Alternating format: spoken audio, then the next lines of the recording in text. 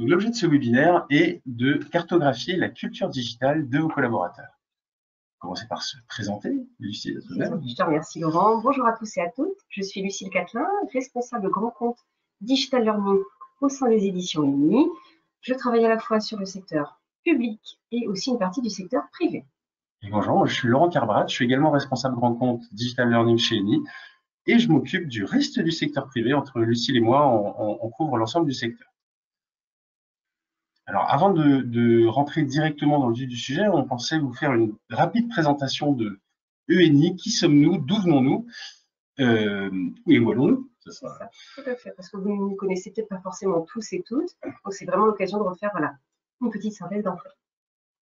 Nous sommes un groupe qui forme à l'informatique depuis 1980. Alors, l'histoire d'ENI a commencé autour d'une école supérieure qui forme toujours un peu plus de 1600 diplômés par an jusqu'à Bac+5. Et autour de cette école s'est construit tout un groupe autour de la formation informatique, avec notamment un centre de formation pour les entreprises et une maison d'édition qui est aujourd'hui la maison référence pour tous les sujets qui traitent de l'informatique ou de la bureautique. Sur ce savoir-faire, s'est développée une division, pourrait-on dire, e-learning, pour laquelle Lucille et moi travaillons, qui s'appuie sur plus de 500 auteurs qui sont chacun experts de leur domaine et qui vont venir nourrir une équipe éditoriale de 35 personnes qui font nos outils d'e-learning. Car chez ENI, tout est fait en interne, y compris la localisation en 5 langues, tout est fait à Nantes, avec le souci constant de la qualité et de l'efficacité pédagogique. Notre but est vraiment de mettre l'apprenant dans les meilleures conditions possibles pour apprendre à tirer le meilleur parti des logiciels avec lesquels ils doivent travailler. Nous sommes environ 240 salariés. Nous avons tous les agréments possibles, aussi bien au niveau des organismes de formation que des éditeurs de logiciels. Et on lance plus de 20 000 e-formations tous les mois. Au niveau du sommaire du webinaire. Effectivement, sur les thématiques que l'on va aborder avec Laurent, l'objectif c'est de faire déjà un premier focus sur la transformation digitale, faire un état des lieux, un constat à aujourd'hui. Par la suite, de se poser cette fameuse question, comment bien évaluer pour pouvoir bien se former. Et pour terminer, on ira un peu plus loin avec quelques recommandations, quelques conseils pour utiliser le e-learning. Très bien. Et avant de commencer, on en profite pour solliciter sur un petit sondage sur où en est la transformation digitale de vos équipes. Donc vous pouvez y répondre directement sur votre ordinateur et on va voir vos réponses. On vous laisse quelques instants pour pouvoir prendre le temps d'y répondre. On analysera les réponses obtenues.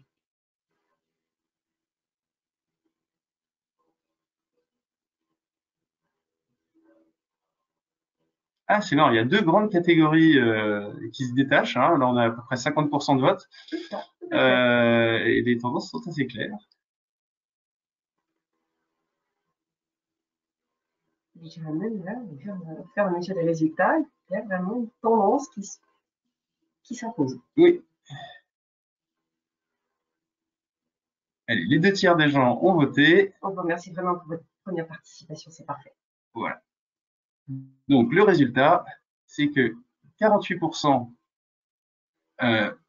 sont en pleine transformation numérique, 16% ne mettent rien en place et 36% étudient cette possibilité. Donc, ça, c'est assez parlant. Ça correspond à ce qu'on constate tous les jours, c'est-à-dire que la transformation numérique s'est fortement accélérée et est devenue une obligation. Effectivement, tu le dis, c'est un constat parlant et le chiffre donc de ce sondage le prouve. On a constaté une évolution, une accélération vraiment de la transformation digitale, notamment sur 2020. On le voit notamment aussi à travers des citations au niveau des années 2010 où là, Neelie Kroes, qui était alors vice-présidente de la Commission européenne, elle prédisait que d'ici 2020, il y aurait 90% des emplois qui nécessiteraient des compétences numériques. Et on voit que cette prédiction est devenue une réalité, puisqu'aujourd'hui, la transformation numérique, on le voit dans le sondage, est partout. Et pour prendre ce virage numérique, tous les collaborateurs doivent disposer d'un minimum de culture numérique. On ne veut pas les perdre au milieu des nouveaux codes.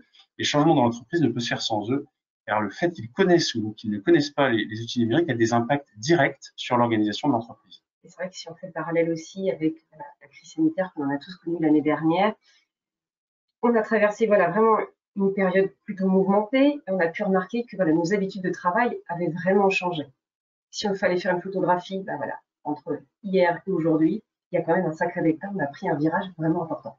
Ah bah ça, c'est arrivé. Justement, à travers ça, Laurent, est-ce que tu aurais quelques chiffres à nous transmettre? Oui, bien sûr, il y a plusieurs études qui donnent des tendances. Les chiffres sont variables, puisqu'on voit ici, on a une étude que 97% des DSI interrogés ont déclaré que leur entreprise avait investi dans la transformation digitale en 2020 et qu'ils investiraient en 2021.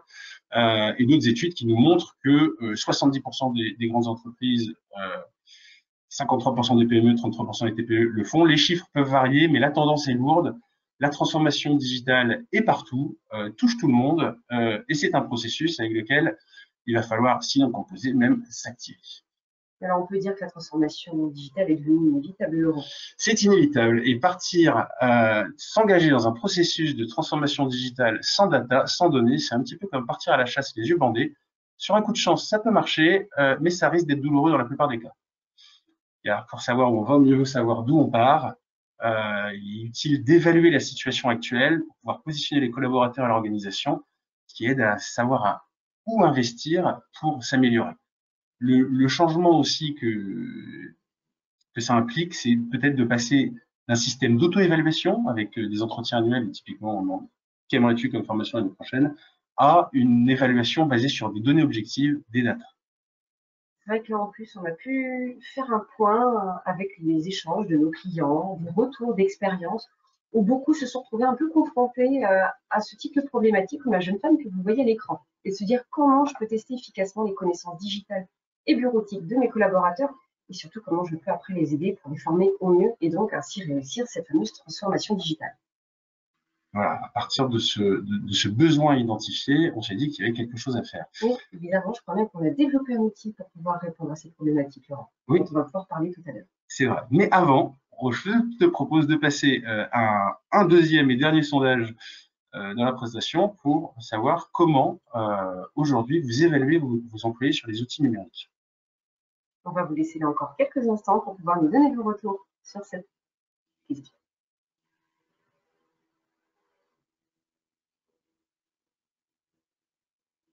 Là aussi, on voit directement au niveau des réponses, Laurent, qu'il y a quand même une certaine tendance qui se profile. Ouais.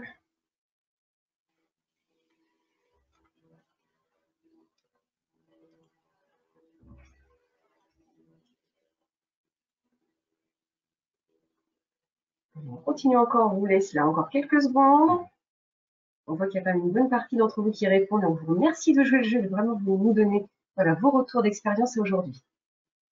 Et finalement, la tendance, c'est pas si... Là, c'est intéressant. Je pensais qu'on aurait vraiment une prédominance, et là, effectivement, on voit bien que c'est Ça quasiment s'équilibre. coude à coude. Oui. Et voilà, donc au niveau, ça continue encore un peu, ça bouge encore un peu, donc on va laisser, mais on est à un peu plus de 70% des votes. Et on a donc, je pense qu'il faut que je partage comme ça pour qu'on le voit. Okay. Voilà, 39% des participants qui ne font aucune évaluation, 37% qui cherchent des outils pour évaluer et 24% qui contrôlent avec des questionnaires. C'est déjà un premier pas dans, dans la partie évaluation au niveau de tout ce qui touche aux outils numériques. Oui, mais on voit quand même qu'on a 76% des participants qui soit ne font aucune évaluation, soit qui cherchent des outils pour évaluer. Donc, donc ça confirme le besoin qu'on avait identifié chez nos clients. Je pense que ça présume surtout aussi leur présence aujourd'hui parmi nous, pour voilà, trouver des informations, pour voilà, quelques conseils pour les accompagner. Ceci expliquerait cela. C'est ça. Donc l'idée qu'on a développée suite à l'identification de ce besoin, c'est que pour bien former, il fallait commencer par bien évaluer. Et on a développé un outil chez NIC qu'on a appelé le test numérique. Ce test est basé sur les référentiels européens du DIGCOMP et du SIGREF. Il est disponible en 5 langues, outre le français, l'allemand, l'anglais, le néerlandais et l'espagnol. Il dure environ 30 à 45 minutes et son objectif est de mesurer la culture générale numérique en relation avec les usages du travail en entreprise. Oui, parce que c'est vrai qu'on s'est quand même posé une question, c'est de se dire quelles sont les connaissances incontournables dont on devrait pouvoir bénéficier pour être un peu plus à l'aise sur son poste de travail, Laurent. Ouais. Et c'est vrai que pour ça, à travers ce test numérique, on a la possibilité voilà, de faire preuve d'adaptabilité. C'est un questionnaire, voilà, comme le disait Laurent, qui dure entre 30 et 45 minutes, parce que l'objectif, c'est vraiment de tester les connaissances de chacun et surtout d'aller un peu plus loin, de creuser vraiment sur les connaissances actuelles. Voilà, en fonction de réponses apportées par la personne qui réalise ce test, soit la réponse est négative, on changera de sujet, soit la réponse est positive, et là, à ce moment-là, on ira un cran au-dessus, on ira vraiment creuser, voilà, pour connaître. Pour savoir si tu connais bien ou si tu connais très bien ou si tu es une experte du degré domaine. d'expertise, tout à fait. C'est tout à fait ça. Et du coup, on va aborder 2 thématiques qui vont être donc regroupées sous 11 points clés. D'accord, donc quelles sont ces thématiques? Ah oui, donc le test quand tu dis test adaptatif, c'est entre 14 et 116 questions, c'est-à-dire que selon la qualité de tes réponses, c'est ça, tu vas avoir plus ou moins de questions. Tout à fait. Mieux tu réponds, plus ta question. Eh ben, ça va être le sondage. Là, l'objectif, c'est vraiment d'aller creuser, de pousser vraiment jusqu'au bout pour connaître, comme je te le disais, le degré d'expertise. C'est vrai que pour ça, on a donc 2 thématiques qui sont évoquées, les nouveaux usages du numérique, mais aussi les applications du poste de travail, qui sont les connaissances incontournables sur la partie numérique. D'accord. Comme vous le voyez à l'écran, ce sont vraiment les fondamentaux pour la transformation numérique. À travers la première thématique, donc les nouveaux usages du numérique, on va à la fois parler mobilité, tout ce qui est utilisation de tablettes, le travail collaboratif avec un outil incontournable, Laurent, hein, qu'on connaît depuis l'année dernière, Teams, bien sûr, mais on va aussi pousser sur tout ce qui va être veille et réputation, ou encore de l'high-tech. Et la deuxième thématique, les incontournables pour le poste de travail. Donc, certes, vous aurez des questions sur la partie Word, Excel, voilà, le traditionnel entre guillemets, mais on ira aussi tester vos connaissances sur Internet, où là, la personne réalisant le test sera aussi actrice, puisqu'elle ira chercher les informations directement sur Internet avant de répondre aux questions qui seront posées. Et derrière, en parallèle, vous avez aussi des questions sur tout ce qui va toucher la sécurité, cybersécurité, vraiment l'environnement informatique. D'accord. Et en termes de culture générale, si par exemple, je veux évaluer mes collaborateurs sur des notions dont ils n'ont pas forcément besoin dans leur métier au quotidien, mais qu'il est important d'identifier, je pense par exemple à la blockchain ou l'IA, qui sont des tendances lourdes dans le monde, dont on n'a pas forcément besoin aujourd'hui, mais dont on peut identifier les canaux. Dans quelle catégorie ça se retrouve? Et ben, tu retrouveras ça effectivement dans la thématique numéro 1 avec les nouveaux usages du numérique. C'est des noms, des termes que vous effectivement pouvez entendre, que vous n'utilisez pas dans le cadre de votre poste de travail, mais qui méritent quand même d'être connus, puisque ça va faire partie, tout doucement, partie intégrante en fait de notre environnement. D'accord. Mais du coup, Laurent, on pourrait peut-être en parler un petit peu plus et de voir comment on peut tester, comment ça se passe en fait le test numérique au niveau de l'entreprise. Alors, l'idée du test, c'est de tester le niveau numérique à la fois individuel et global des collaborateurs. Ça permet d'identifier les points d'amélioration, les lacunes qui empêchent d'atteindre un certain niveau de culture numérique et de vous aider à mettre en place la réponse adaptée, puisqu'une fois que vous savez où chercher, on cherche mieux, à prendre les bonnes décisions. Mais comment ça se présente concrètement, Lucie, le test? Alors, on va rentrer un peu plus dans le détail. Effectivement, l'objectif, c'est à travers ce test, c'est d'avoir une analyse en fait des points forts, mais aussi des points d'amélioration pour chacun de vos collaborateurs. Là, vous le voyez à l'écran, vous avez la possibilité donc de visionner un score sur 100, voilà, qui est vraiment en fonction des réponses apportées selon les thématiques abordées également. Là, sur ce test réalisé par un de mes collègues, on voit bien qu'il y a un niveau quand même important sur tout ce qui va toucher réseaux sociaux, veille, réputation, mobilité. Et par contre, on voit qu'il y aura quand même un peu de travail, en tout cas s'il y a vraiment une montée en compétences à mener, des actions de formation sur ce qui concernera le travail collaboratif, l'high-tech ou encore la sécurité et l'environnement. C'est vrai, voilà, c'est vraiment, certes, un score que l'apprenant va recevoir, mais ce qui va être intéressant de travailler pour vous en tant que responsable de projet, ça sera aussi le niveau de chacun de vos collaborateurs. Et donc là, c'est la vue du point de vue de l'utilisateur, mais au niveau du responsable de projet, quelles sont les données qui ressortent utile? L'objectif à travers le reporting qui sera transmis une fois que l'évaluation sera terminée, c'est d'avoir une cartographie des niveaux de chacun de vos collaborateurs. Et aussi d'avoir, mine de rien, une photographie des compétences globales de chacun à l'instant T. On fait vraiment une photo des connaissances actuelles des collaborateurs pour voir comment on peut mener et déployer un plan de formation. On fait vraiment une analyse détaillée et précise des connaissances de chacun. D'accord, donc avec des camemberts, mais aussi avec des histogrammes. Effectivement, rien de tel, mine de rien, que ce type d'illustration pour que vous ayez du premier coup d'œil les informations selon différentes thématiques et points clés. pour que derrière, vous puissiez vous projeter et détecter les niveaux de chacun. Savoir si, selon les thématiques abordées, les collaborateurs ont un niveau faible ou basique, ou alors ont déjà un certain degré d'expertise en allant jusqu'à bon à très bon. Donc ici, la note globale, c'est l'agrégation des notes individuelles qu'on a vues auparavant, c'est ça? Ça permet de... Tout à fait. Là, on voit bien que sur les collaborateurs qui ont répondu au questionnaire, il y a une note globale de 55 et on est plutôt sur un niveau intermédiaire, ce qui est déjà très, très, très bien engagé. Et comment identifier au sein de l'organisation ceux qui sortent de la moyenne, en quelque sorte? Tout ça, en fait, en poussant un peu plus les résultats et en allant voir jusqu'au profil de chacun, selon les notes obtenues, en analysant en fait les deux thématiques principales, les nouveaux usages du numérique et le poste de travail. Et pour ça, c'est important quand même de pouvoir détecter, mine de rien, les champions, les référents, qui pourraient devenir ambassadeurs pour vous accompagner dans le déploiement de votre projet de formation. Ceux sur lesquels on va pouvoir s'appuyer? Tout à fait, oui. Et sinon aussi, mine de rien, certes, vous avez un niveau intermédiaire, mais aussi de vérifier si vos collaborateurs ont un profil plutôt de suiveur ou passif, où là, on sent que la transformation numérique, la culture numérique, c'est pas forcément leur truc, mais de se dire que c'est des personnes qu'il ne faut pas laisser sur le carreau et au contraire peut-être les accompagner pour qu'ils puissent monter en compétences de manière générale, ou peut-être aussi sur des thématiques liées à leur poste de travail. Donc d'identifier d'un côté ceux sur lesquels on peut s'appuyer comme référent et de l'autre côté ceux qui auraient peut-être besoin de plus d'accompagnement pour bien mener la transition. Tout à fait. Oui. D'accord. Et ça permet également de comparer les profils individuels à l'ensemble, de pouvoir comparer, de voir quelles sont les forces des uns et des autres par rapport à l'ensemble de l'organisation pour identifier les leviers individuels de la transformation numérique. Effectivement. Et c'est vrai que vous avez un avantage aussi, c'est de se dire qu'avec cette évaluation, il y a quand même une certaine granularité à la carte, puisque selon les projets que vous pouvez avoir, soit français ou même à l'export, vous pouvez évaluer soit par service filial ou encore zone géographique. C'est vraiment selon les besoins de votre projet. Et on le sait, puisque mine de rien, et ça on l'a vu chez nous aussi, le service commercial n'a pas forcément les mêmes attentes, les mêmes besoins que le service par exemple marketing ou encore comptabilité.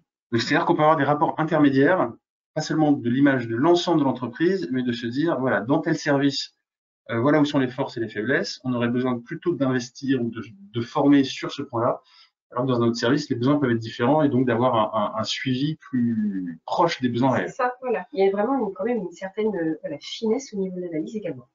Ok, mais alors justement, au niveau de cette analyse, il y a un point qui me semble important aussi à relever, c'est que le test numérique n'est pas un outil de recommandation automatique. Ça génère de la data, mais c'est de la data à s'approprier. C'est-à-dire que c'est une analyse préparatoire qui s'adapte à la vision de l'entreprise. C'est un produit standard sur étagère pour pouvoir permettre justement la comparaison. C'est un outil de culture générale, donc il ne va pas s'adapter en fonction des secteurs ou des tailles d'entreprise. Il essaye d'avoir le spectre le plus large possible sur de quoi a-t-on besoin aujourd'hui pour évoluer dans l'environnement global. Mais on ne vous laisse pas tout seul, puisque dans nos modes de fonctionnement, toute livraison de résultats des tests numériques se fait par un rendez-vous de restitution des résultats par notre Customer Success Manager, qui vous présente à différentes étapes, à la fois en amont sur l'architecture et la segmentation, quel type de cartographie vous souhaitez. On parlait tout à l'heure de granularité, donc est-ce que vous voulez des résultats par service, par métier, par secteur? Également dans le déroulé du passage du test, on peut vous accompagner soit en le faisant par vague, soit en faisant une population complète. Et enfin, dans l'analyse et la restitution des données, notre Customer Success Manager vous donne des recommandations par rapport à des formations que vous pouvez suivre en e-learning pour améliorer votre niveau de culture générale et compenser les faiblesses identifiées. Tout à fait. Et en option, si vous souhaitez aller plus loin dans l'analyse et avoir une solution vraiment sur mesure, on peut faire appel au service d'un expert ENI qui là vous fera des préconisations de formation adaptées au niveau le plus proche de vos besoins, et pas seulement en e-learning, mais en accompagnement, en blended, sur toutes les formations, sur tous les formats possibles actuellement disponibles. Je crois que tu as vraiment tout résumé sur tout ce que la data permet de mettre en place par la suite, notamment pour un projet de formation. Et une fois que cette formation est passée, est-ce que le test numérique peut servir à nouveau à quelque chose? Pour nous, ça nous paraît évident, effectivement, parce que c'est un outil indéniable pour pouvoir mesurer l'efficacité de votre formation.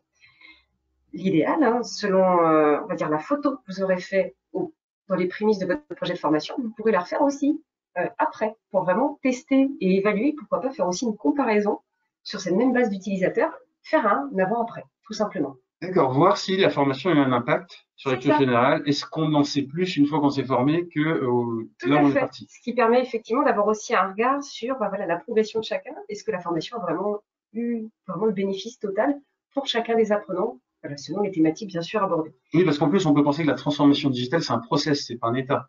Donc, on n'est jamais arrivé finalement. C'est ça. Ah bah, ça reste un perpétuel recommencement. En tout cas, voilà, c'est une action qu'on mènera, j'allais dire maintenant, tout au long voilà, de notre carrière professionnelle, mais aussi personnelle. Et c'est vrai que mine de rien, d'avoir cette photographie et puis l'engouement et surtout l'intérêt pour l'apprenant de se sentir écouté et d'avoir des formations sur mesure, vraiment selon les compétences et les attentes de chacun, ça va permettre aussi de les engager vraiment dans une culture apprenante et de leur donner envie de continuer à se former. Oui, c'est vrai que c'est toujours agréable de voir qu'on progresse. On va pas se mentir. Et là, vous pouvez le voir à l'écran, on a notamment un échantillon de nos clients qui nous font confiance sur ce test numérique qu'ils ont pu déployer au sein de leurs établissements. Vous avez tout d'abord voilà, le groupe Red Electrica ou encore Schneider, qui avaient eux pour objectif d'avoir une cartographie des compétences de chacun pour après mener des actions vraiment ciblées selon les besoins en compétences de chacun. En parallèle, vous aviez aussi l'AFPA, voilà, un organisme que vous connaissez tous sur le marché français, qui, au tout départ, là, pour la petite histoire, c'était quand même plutôt original, avait vraiment décidé d'évaluer les connaissances, mais sur vraiment un échantillon de population de leur groupe. Et au final, ça a eu un tel succès, il y a eu une émulation que les autres agences se sont dit, il y en a qui passent un test, pourquoi pas nous? Et au final, le client a réussi en plus à s'approprier le test, puisque c'est devenu non plus le test numérique, mais le DIAG, et ça a été déployé sur l'ensemble. Le diag comme diagnostic. Tout à fait, voilà. Ils ont évalué, enfin mis en place un diagnostic pour tester vraiment les compétences de chacun. Et c'est là où il y a un intérêt aussi avec ce test, c'est qu'on n'est pas là pour évaluer vraiment qu'une typologie de métier. C'est que, étant donné qu'on se voit sur un référentiel européen, on va pouvoir tester les compétences d'un boulanger, mais aussi d'un responsable marketing ou encore d'une comptable. On va vraiment avoir un C'est palette de... une culture générale commune, toi, qui a été C'est évaluée. ça. Mais donc ils ont déjà eu le test numérique, c'est pas une nouveauté? Non, du tout. Et en fait, là, on vous l'a présenté notamment aujourd'hui, puisque il a fait peau neuve, voilà, pour justement aborder, comme on le disait tout à l'heure, de nouvelles thématiques qui sont à l'ère du temps, si on prend le travail collaboratif, ou encore l'IA, le blockchain, ou là aussi la fameuse cybersécurité que vous devez entendre actuellement. Donc le test numérique a une nouvelle version, elle vient de sortir, C'est ça, euh, et elle colle à l'actualité. tout à fait. Parfait. Alors une fois qu'on a fait le diagnostic, une fois qu'on a évalué la situation, quelles solutions peut-on mettre en place? Donc là, on vous propose de vous décrire un petit peu l'écosystème de formation ENI, comment on articule notre offre pédagogique. Euh, on l'a articulé en différents temps qui correspondent à différents besoins. On a articulé notre offre en 4 temps. Donc tout d'abord, il y a le temps de l'évaluation et du positionnement avec le test numérique dont on vient de parler. Et ensuite, on a articulé notre offre de formation en 2 temps distincts et complémentaires. Tout d'abord, le temps de l'exploration avec là un besoin ponctuel de formation. Euh, donc c'est vraiment une problématique de, on a un besoin ponctuel, on travaille sur, je vous le décrirai un petit peu après, et ensuite une offre de formation où là on est plus sur une offre structurée qui vise à maîtriser le plein potentiel d'un logiciel qu'on utilise tous les jours. Donc ce sont deux démarches différentes qu'on peut combiner dans notre offre. On peut choisir soit l'une, soit l'autre, soit les deux, les agencer de manière différente. Et enfin, le dernier temps étant celui de la certification pour des publics qui veulent avoir une reconnaissance officielle de leur acquisition de connaissances ou qui cherchent à financer la formation par le CPF. Tu peux nous en dire du coup un petit peu plus sur les étapes 2 et 3, qui restent voilà, des leviers de formation à mettre à disposition de pourquoi pas, vous apprenants. Bien sûr. Donc le moment 2, moment d'exploration, on a développé des outils de bibliothèque digitale dans lesquels on va agréger toutes nos ressources en termes de livres numériques, de vidéos tutoriels, qui traitent de tous les sujets d'informatique, de bureautique selon le scope de la bibliothèque. Et la démarche là est vraiment, je vous parlais de besoins ponctuels.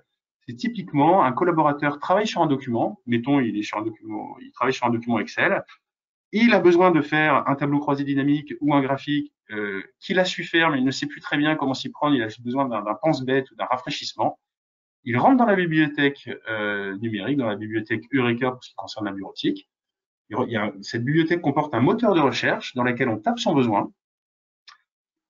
La bibliothèque vous propose les différentes ressources qui traitent de ce besoin. Vous trouvez votre réponse.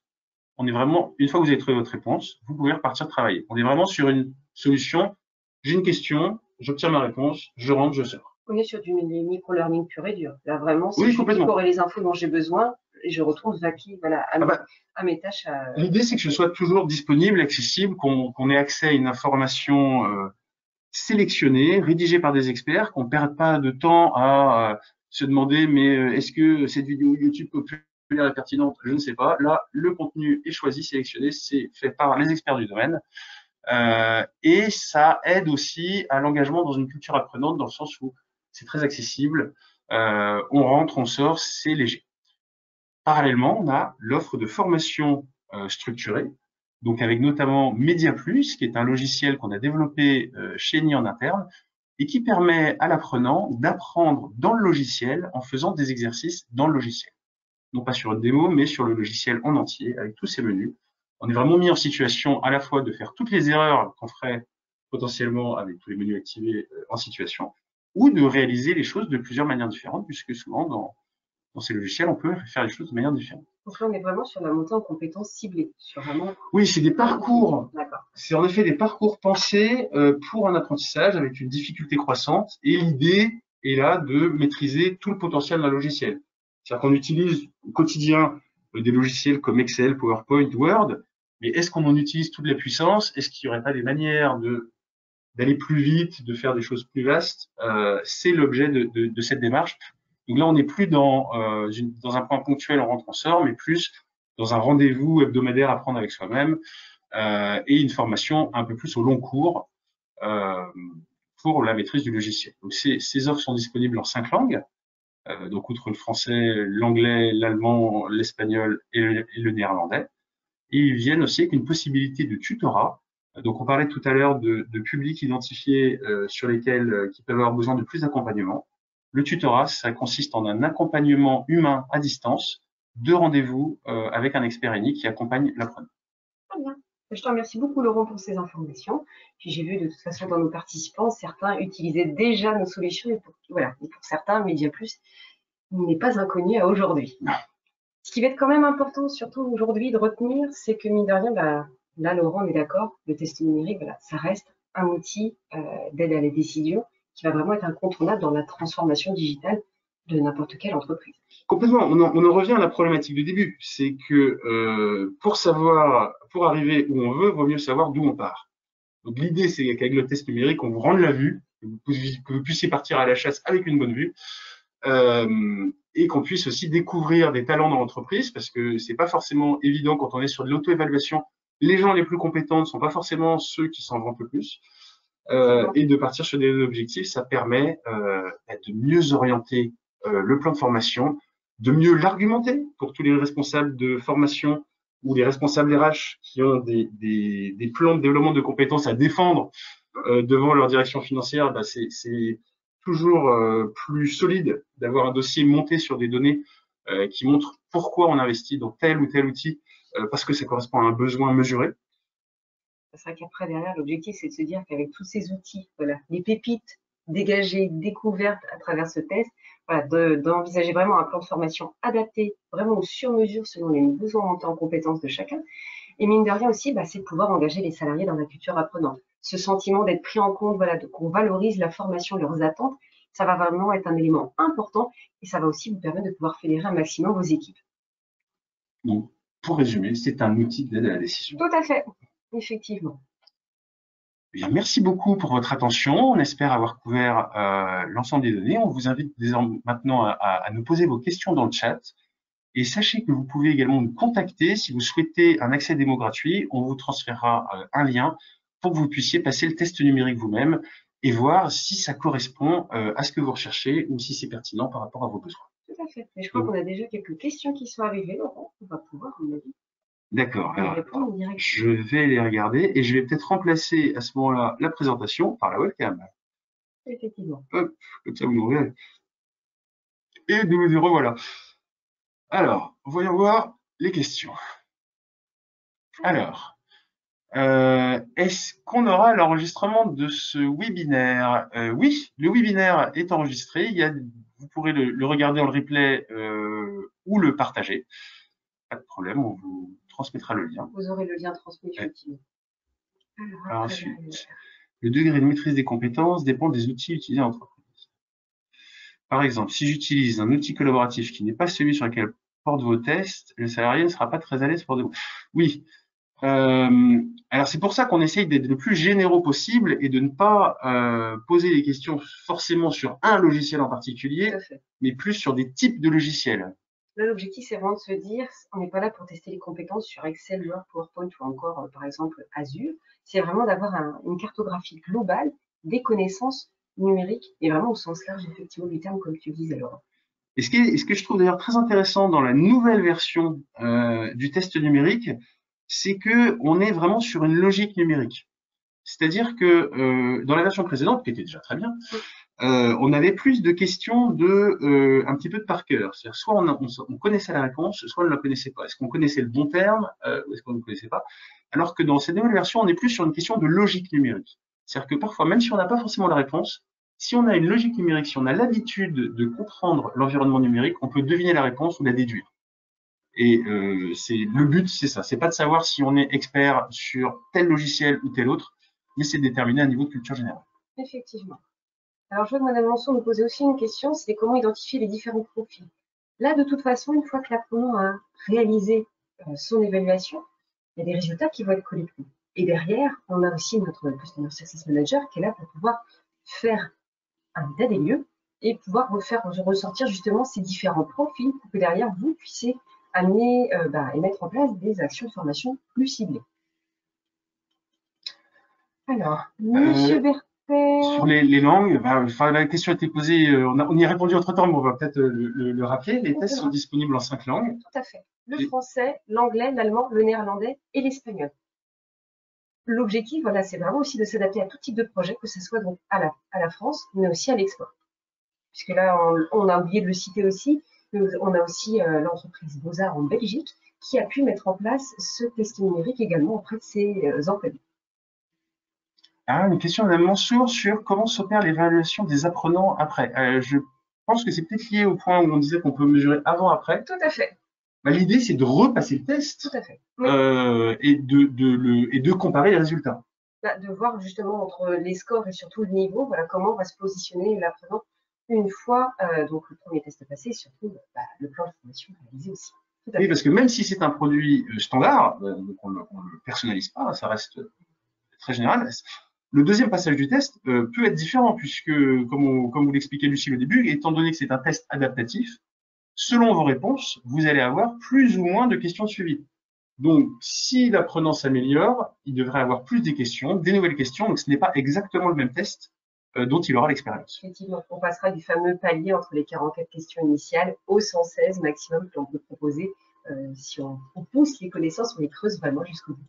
Exactement. Ah, et Madame Jouffino qui nous pose une question intéressante justement sur la personnalisation du test. Est-ce qu'il peut être personnalisé au niveau des contenus? Eh bien non, c'est justement tout l'intérêt d'avoir un test standard pour appréhender cette culture générale. On a un contenu standard, générique. Basé du coup sur le référentiel du DICHE complet du site web. Donc on est vraiment sur un référentiel européen et on couvre vraiment un large besoin. Et c'est vrai que derrière, c'est vraiment l'intérêt aussi, c'est de tester au sens large du terme la culture numérique et pas non plus d'orienter sur certaines thématiques plus que d'autres.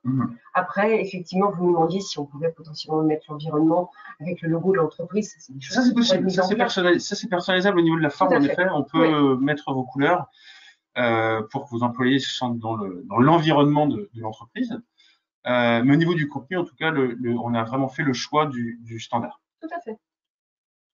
Le standard qui marche quand même bien, parce que si on prend l'exemple de l'AFPA, peu importe les métiers, chacun peut y accéder et répondre vraiment, on va dire en toute honnêteté, toute simplicité aussi. Alors, Madame Brelet qui nous dit « Ce test est conseillé en amont et en aval. Est-ce qu'il est nécessaire d'utiliser de nouvelles licences ou supplémentaires pour refaire le test en aval ou bien peut-il se remettre à zéro ?» Oui, Madame Brelet en plus est déjà utilisatrice effectivement des licences Média+. C'est vraiment un test, voilà, vous pouvez faire en amont et en aval. mais l'objectif étant qu'une licence est donc attribuée au démarrage, donc en amont, et vous en dégagerez une deuxième là aussi, post-formation également. Mais entre nous, puisqu'on est entre nous, oui. Je pense que si vous contactez votre contact commercial, elle devrait pouvoir vous trouver une solution pour que le deuxième passage vous coûte quand même peut-être moins cher que le Tout à fait, Laurent. Non, si vous voulez, Madame Brelet, effectivement, on pourra en reparler pour potentiellement mettre ce type de projet, voilà, et d'évaluation en place au sein de votre établissement. Alors, sur quelle thématique des référentiels le test est-il construit? Eh bien, sur les référentiels du DISCOMP et du SIGREF. C'est ça, tout à fait. Et puis s'il fallait vraiment reparler voilà, des thématiques plus en détail, on pourrait balayer brièvement les thématiques que nous couvrons à l'heure actuelle avec le test numérique, à savoir voilà, les nouveaux usages du numérique, tout ce qui va toucher la mobilité, le travail collaboratif, les réseaux sociaux ou encore la partie high-tech et réputation, et tout ce qui va être sur l'incontournable du poste de travail. On va être sur les logiciels bureautiques que l'on connaît tous, ou avec cette, par exemple, la suite Office. Et après, on ira un peu plus loin sur Internet et aussi tout ce qui touchera à la sécurité, avec notamment aussi la cybersécurité, dont on parlait tout à l'heure. Oui, et puis qui est une thématique qui prend de plus en plus d'actualité et de place dans notre contenu également. C'est ça. Monsieur Bertrand qui nous demande si on a une présentation en néerlandais et en anglais. Ça va venir très très vite. Oui. On a nos collègues donc à l'export qui vont se charger de réaliser ce type de webinaire aussi. Donc en langue étrangère, il y aura une présentation en allemand, en anglais et également en espagnol. Et tout ça va arriver très vite. J'ai pas le planning en tête, mais elles arrivent normalement là sur les prochaines semaines. Ouais, sur les prochaines semaines, hein, je crois. Alors, Madame Rigamet qui nous dit, si j'ai bien compris, contrairement à MediaPlus, les questions sont théoriques. En effet, le test numérique est un QCM. Tout à fait. Alors, c'est pas forcément théorique, ça peut être aussi des questions d'usage, mais c'est des QCM, avec soit une bonne réponse, soit plusieurs bonnes réponses. Mais il n'y a pas dans le test numérique d'exercice dans le logiciel, comme c'est le cas dans MediaPlus. L'objectif n'est pas de faire et défaire effectivement les exercices comme sur MediaPlus. Mais ce qui est bien quand même avec cette nouvelle version, c'est de se dire que en tant que personne évaluée, je suis aussi actrice, comme je vous disais, du test, puisque je peux, sur certaines questions, aller chercher directement les informations sur Internet. Ça me permet aussi de me rendre compte voilà, de mon mode opératoire pour pouvoir aller chercher via un moteur de recherche, etc., les informations dont j'ai besoin. C'est une question, Madame Loradour, pardon. Oui, pardon, sur étape 4, certifié, quelles sont les certifications visées ou s'agit-il de badges numériques? Alors là, on est plutôt sur des certifications visées, si on reste donc sur l'étape 4 que l'on propose. Ouais. On aborde des certifications sur les logiciels de la suite Office et aussi sur des logiciels purement informatiques. Mais je pense que le sens de la question, c'est pas seulement un badge dans l'écosystème ENI, c'est une certification officielle reconnue par l'État, voilà, qui s'appelle AVIT et qui permet de certifier l'acquisition de connaissances. J'espère que ça répond à votre question.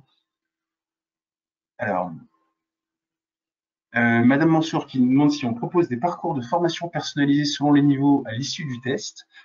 Oui, comme on le disait tout à l'heure dans le suivi, à la fois dans l'option de base, disons générale, dans la livraison des résultats, notre Customer Success Manager vous propose des parcours de formation en e-learning, donc qui ont différents niveaux, qui peuvent s'adapter à différents niveaux. Et ensuite, en effet, si vous voulez faire appel à des préconisations qui vont au-delà, même en termes de blended, de parcours personnalisé, c'est possible aussi, on peut faire appel à un expert. Madame Becquet qui nous demande de... Non, mais là, sur le...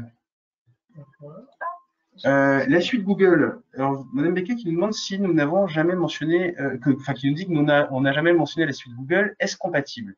Alors oui, en effet, c'est vrai qu'on n'a pas mentionné la suite Google parce que c'est un type de logiciel. Tout à fait. Mais ça évalue, quand on disait tout à l'heure, on n'évalue pas forcément un logiciel particulier. C'est-à-dire qu'on va évaluer, par exemple, la capacité à utiliser un tableur qui peut être aussi bien Google Worksheet que Excel. Et en termes de contenu de formation, vous envoyez, Madame Becquet, le contenu avec les différentes thématiques et questions qui peuvent être susceptibles poser dans le test. Non, mais même en termes de contenu de formation, je veux dire, on a du contenu de formation sur Google Suite qui va être actualisé très prochainement, dans les prochaines semaines, je crois que c'est au début du mois d'avril. On va avoir un nouveau contenu sur Google Workplace. Après, pour tout ce qui va toucher à la partie tarification, je pense qu'on pourra répondre de manière individuelle avec Madame Becquet et Madame Joufinot. On vous recontactera à ce moment-là pour vous donner voilà, un ordre d'idée aussi de tarifs pour le test numérique, puisque ça dépend aussi de votre projet de formation et de la volumétrie qui va y être associée. C'est une tarification dégressive. Tout à fait. Plus il y a de monde, moins ça C'est va vous coûter cher. Oui. Est-il possible de faire le test gratuitement une Oui, fois? Madame Bonceau, Oui. on en reparlera à ce moment-là lors de votre demande, mais oui, on pourra vous faire justement tester cette. On peut vous envoyer les accès tests. Oui. Si vous voulez le passer vous-même. Ça, vous pourrez savoir comment vous vous positionnez par rapport à la culture numérique à l'heure actuelle avec notre nouvelle version du test numérique. Alors, il y avait Monsieur Coste, je crois. Non, mais oui, non, mais qui posait des questions sur le coût. D'accord. Et ben de toute façon, on pourra en reparler là aussi, peut-être affiner ensemble voilà, lors d'un rendez-vous, un projet. Alors, et n'hésitez pas, hein, de toute façon, puis même je pense qu'on le mettra dans le lien du replay, on vous enverra aussi les liens des webinaires à l'export pour que voilà, les personnes intéressées par les présentations en langue étrangère puissent s'y inscrire voilà, dans les jours à venir. Il existe beaucoup de donc, question de Madame Enam, qu'il existe beaucoup d'outils collaboratifs sur le marché. Sur quels outils en particulier appuyez-vous vos questions? Tout le monde n'utilisant pas Teams et Zoom. Effectivement, on aborde quand même certains points sur Teams. Oui, mais ça reste une logique. Tout à fait. Mais je pense que la meilleure manière de le voir, ce serait que vous le passiez. Donc, n'hésitez pas à nous demander un accès et on vous enverra un accès pour que vous puissiez le passer et comme ça, vous pourrez évaluer si ça correspond, si ça peut cadrer avec vos besoins. On a fait le tour des questions. Est-ce que vous avez d'autres questions à nous poser? Est-ce qu'il y a des sujets qu'on n'aurait pas couverts? Alors, je vois que certains n'avaient vraiment pas de bons accès, de bonnes connexions. N'hésitez pas, on vous renverra vraiment le lien vers le replay, le lien vers les nouvelles présentations. Et pour ceux qui le souhaitent, effectivement, on pourra aller un peu plus loin puis aborder la partie tarification, etc. pour des projets. Madame Gervais nous demande de donner un exemple de question. Alors attendez, moi je peux, alors je sais pas si je peux partager mon écran. Parce que moi j'étais sur une là, j'étais justement en train de refaire le test hier pour continuer à me mettre dans le bain. Et je suis tombé sur une question mais le problème c'est qu'il faudrait qu'on puisse le voir. Mais la question sur laquelle j'ai arrêté, c'était il y avait un petit logo. Je vais le dessiner ou quoi on disait quand vous avez ce logo sur la page, qu'est-ce que ça signifie? Avec voilà, quand vous avez ça sur une page, vous le voyez, voilà, qu'est-ce que ça signifie? Est-ce que ça veut dire que vous pouvez accéder à la page par Wi-Fi? Est-ce que ça veut dire que vous pouvez vous abonner via un flux RSS? Est-ce que ça veut dire que alors, je sais plus, il y avait diverses questions, mais qui étaient assez cohérentes et qui permettaient de voir que c'était le genre de petits logos, de petits symboles qu'on voit partout sur les pages internet et on ne sait pas toujours forcément à quoi ça sert. En l'occurrence, la réponse c'était le flux RSS. Mais sinon, sur les types de questions, est-ce que tu en aurais une en tête? J'en avais une notamment qui demandait à quoi correspondait le nom en question. Et en fait, l'objectif était d'aller chercher sur Internet pour savoir ce que c'était. Pas de bêtises, je crois que c'était une du coup, il y avait, je ne sais plus le nom de l'article en question, mais l'objectif c'était voilà, d'aller sur Internet et de vérifier. Voilà. Il y avait une question sur une image, il fallait faire une recherche inversée sur l'image, par exemple, et personnellement, j'avais jamais fait ça. Mais une fois qu'ils me l'ont demandé, en fait, en faisant un clic sur Google, j'ai trouvé une fonction que je ne connaissais pas. Étant moi-même du culture numérique. Après, j'ai envie de vous dire de toute façon, Madame Gervais, on ne vous en dira pas plus. L'idée, c'est qu'on puisse justement voir avec vous et pourquoi pas vous donner un accès démon pour que vous puissiez justement le tester vous aussi. Il faut que ça reste une surprise. Ben voilà, on ne pourra pas tout vous dire, sinon il n'y a plus de suspense. Eh bien, écoutez, je crois qu'on a répondu à l'ensemble des questions. Si vous aviez besoin de toute façon, une fois que la présentation vous sera envoyée, vous avez nos coordonnées pour pouvoir me contacter. Et auquel cas, pour les demandes et les questions récemment posées, on pourra revenir vers vous là aussi pour échanger sur voilà, les questions dans n'est-ce pas? Très bien, merci beaucoup d'avoir pris le temps de nous écouter ce matin et d'avoir participé à ce webinaire. On espère que ça vous a intéressé. On espère surtout avoir répondu à vos interrogations aujourd'hui ou du moins avoir pu vous donner quelques conseils pour vous aider au mieux dans la transformation digitale de votre société.